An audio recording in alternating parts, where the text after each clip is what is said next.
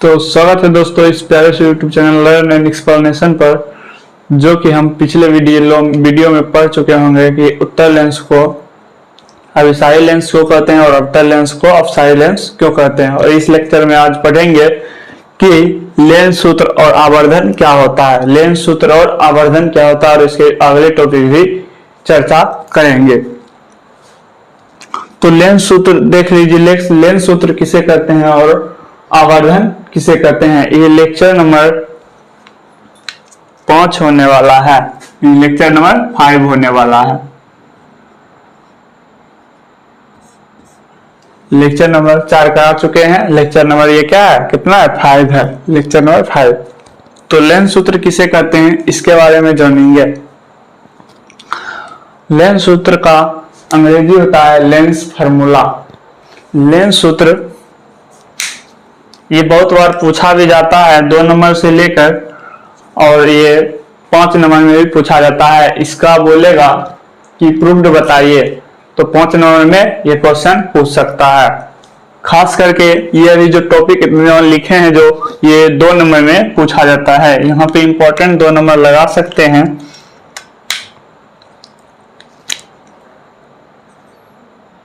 दो मार्क्स का ये इंपॉर्टेंट है। ठीक, चलिए तो चालू करते हैं दोस्तों। लेंस सूत्र यानी लेंस फार्मूला होता क्या है। वस्तु दूरी, देखिए वस्तु दूरी, प्रतिबिंब दूरी तथा फोकस दूरी, क्या फोकस दूरी के बीच संबंध बताने वाले, क्या संबंध बताने वाले सूत्र को, क्या सूत्र को क्या कहते हैं, लेंस सूत्र कहते हैं। क्या कहते हैं, लेंस सूत्र कहते हैं। कहने का मतलब है वस्तु दूरी और प्रतिबिंब दूरी तथा फोकस दूरी के बीच संबंध बताने वाले सूत्र को क्या कहते हैं, लेंस सूत्र कहते हैं। क्या कहते हैं दोस्तों, लेंस सूत्र कहते हैं। और ये पूछेगा आपसे, क्या बोलिएगा, वस्तु दूरी, प्रतिबिंब दूरी तथा फोकस दूरी के बीच संबंध बताने वाले सूत्र को क्या कहते हैं, लेंस सूत्र कहते हैं। 2 लाइन का परिभाषा है, अब बोल दीजिएगा। और अर्थात इसका पूछेगा,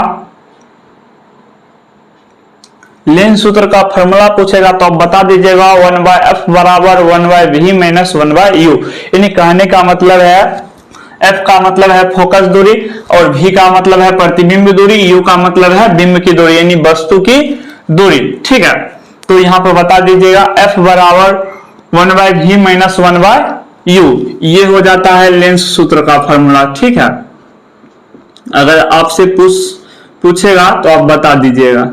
1 नंबर में भी पूछ सकता है, 2 नंबर में पूछेगा तो ये परिभाषा के तौर पे और ये फार्मूला लिख दीजिएगा तो आपको 2 नंबर मिल जाएगा। 5 नंबर पूछेगा तो अगले वीडियो में आपको चर्चा करेंगे। अब देखिएगा यहाँ आवर्धन किसे कहते हैं। आवर्धन किसे कहते हैं, मैग्निफिकेशन, इंग्लिश में इसको बोला जाता है मैग्निफिकेशन। मैग्निफिकेशन आवर्धन होता क्या है इसके बारे में जानेंगे। जैसे कि आप देखे होंगे उत्तल लेंस या अवतल लेंस, कोई भी लेंस हो तो उसमें प्रतिबिंब जितना, उस वस्तु के अपेक्षा जितना बड़ा प्रतिबिंब बनता है, उस वस्तु का प्रतिबिंब और वस्तु का प्रतिबिंब यानी प्रतिबिंब की ऊंचाई और बिंब की ऊंचाई, प्रतिबिंब की कितनी ऊंचाई होती है और बिंब की कितनी ऊंचाई होती है, इसके अनुपात को, जैसे आप समझिए ये मार्कर है, ये मार्कर है, ये वस्तु है और ये क्या है, वस्तु, और बनी उसके बाद क्या हो रहा है, प्रतिबिंब। अगर ये इतना बड़ा बन रहा है तो प्रतिबिंब की ऊंचाई और वस्तु के ऊंचाई के अनुपात जो होगा उसी को क्या कहेंगे, आवर्धन कहेंगे। जैसे आप यहाँ पे समझिएगा परिभाषा के तौर पर, आवर्धन मैग्निफिकेशन, इसका इंग्लिश होता है मैग्निफिकेशन। प्रतिबिंब की ऊंचाई क्या होता है, यहां देखिएगा दोस्तों, प्रतिबिंब की ऊंचाई, क्या प्रतिबिंब की ऊंचाई तथा बिंब की ऊंचाई। बिंब यानी क्या होता है, वस्तु, बिंब यानी वस्तु, बिंब को ही क्या कहते हैं हम लोग, वस्तु कहते हैं। बिंब की ऊंचाई के अनुपात को आवर्धन कहते हैं। क्या कहते हैं, के अनुपात, के अनुपात, इसी के अनुपात को क्या कहते हैं, प्रतिबिंब की ऊंचाई और बिंब के ऊंचाई के अनुपात को क्या कहते हैं, आवर्धन कहते हैं। जैसे यहाँ पे देखिएगा, अगर जो आपको फार्मूला भी लिखना पड़ेगा, फार्मूला लिख दीजिएगा तो 2 नंबर आपको मिल जाएगा। आवर्धन भी पूछा जाता है, देख लीजिए यहाँ पे, आवर्धन बराबर होता प्रतिबिंब की ऊंचाई और बिंब की ऊंचाई लिख दीजिएगा तो इसी को क्या कहते हैं, आवर्धन सूत्र कह देंगे। ठीक है, इसी को आवर्धन कहते हैं।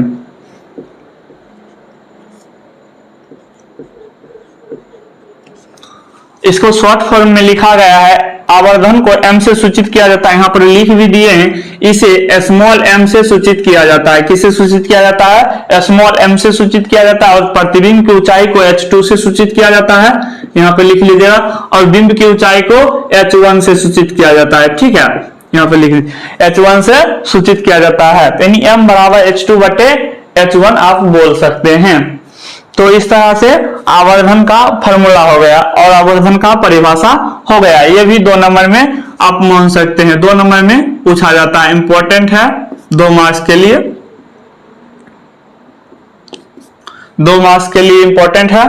अब देखिए अगला क्या आता है इसमें 2 पॉइंट है जो आप समझ लीजिएगा, थोड़ा बहुत इंपॉर्टेंट अच्छा पॉइंट है जो पूछा भी जाता है परीक्षा की दृष्टि से, बहुत ही अच्छा है जो पूछा जाता है परीक्षा में। देखिएगा यहाँ पूछेगा आवर्धन का धनात्मक मौन किस प्रतिबिंब को दिखाता है, यानी पूछेगा आवर्धन का जो धनात्मक मौन निकलेगा तो किस प्रतिबिंब को दिखाएगा। यहाँ पे देख लीजिए आवर्धन का धनात्मक मौन जो होगा वो काल्पनिक प्रतिबिंब को दिखाएगा। किस प्रतिबिंब को दिखाएगा? काल्पनिक प्रतिबिंब को दिखाएगा। यानी कहने का मतलब आभास होगा, हमें दिखाई अच्छा से नहीं देगा। यानी आप बताए होंगे कि जो अवतल लेंस को अभी अपसारी लेंस क्यों कहते हैं, अवतल लेंस को अभी अपसारी लेंस क्यों कहते हैं। तो उसी तरह इसमें भी देख लीजिए काल्पनिक बन रहा था कि नहीं पढ़ते हैं, उसी तरह इसमें भी बनेगा। आवर्धन का धनात्मक मौन अगर जो निकलेगा तो इसमें क्या होगा? काल्पनिक प्रतिबिंब को निरूपित करता है। ये एक पॉइंट है। अच्छा, और उस दूसरा पॉइंट देख लीजिए, यहाँ पर क्या होगा?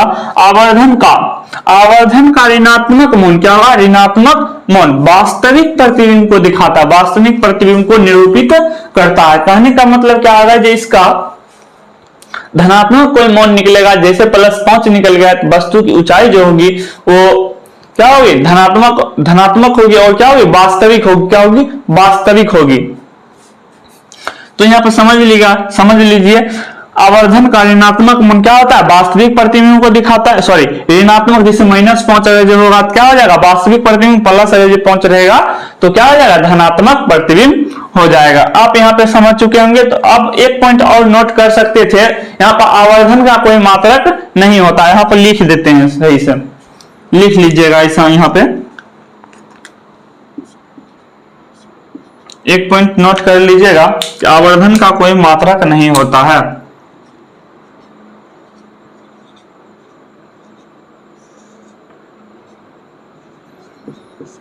आवर्धन का कोई मात्रक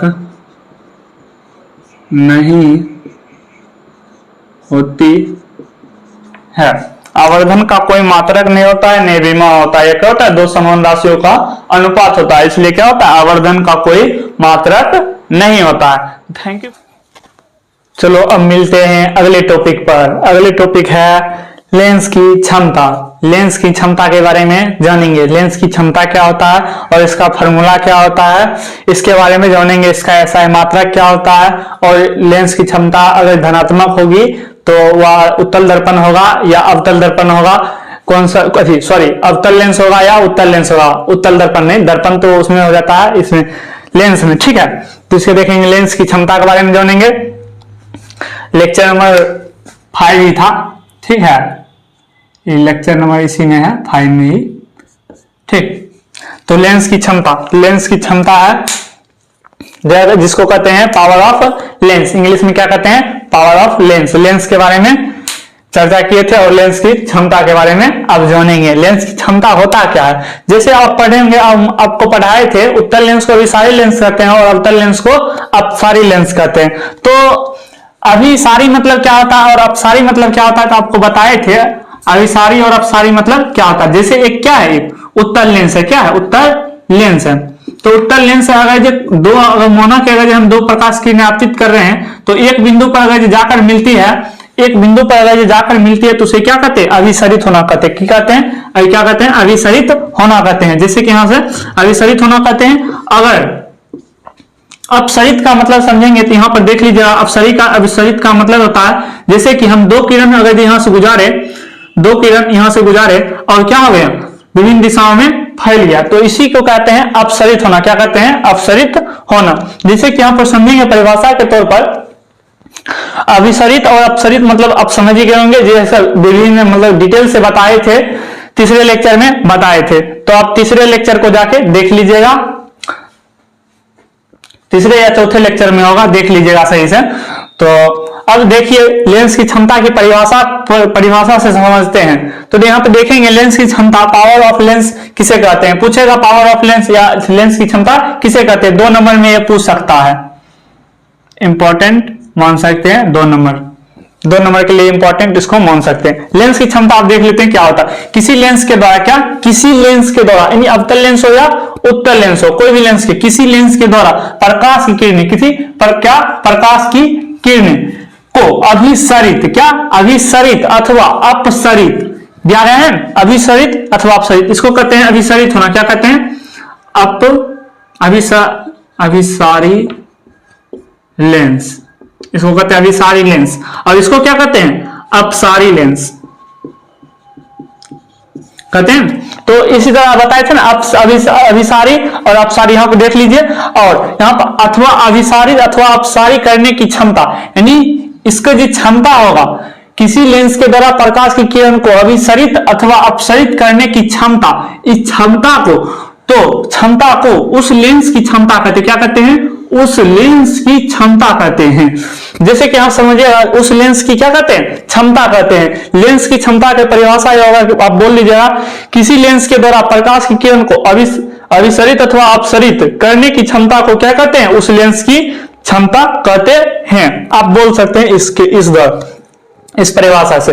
अब देख लीजिए, अगर जो आपको ये परिभाषा नहीं याद होगा तो यहां से बोल सकते हैं, लेंस की क्षमता को फोकस दूरी के द्वारा व्युत्क्रम के रूप में व्यक्त किया जाता है, जिसे क्या कहते हैं, लेंस की क्षमता कहते हैं, या हम बोल सकते हैं लेंस की क्षमता का एक और फॉर्मूला यहां पर बोल सकते हैं, लेंस की क्षमता को फोकस दूरी, फोकस दूरी, यहां पर है फोकस दूरी के व्युत्क्रम के रूप में लिखा जाता है या व्यक्त किया जाता है, तो उसे को क्या कहते हैं, लेंस की क्षमता कहते हैं, उसी को क्या कहते हैं, लेंस की क्षमता कहते हैं।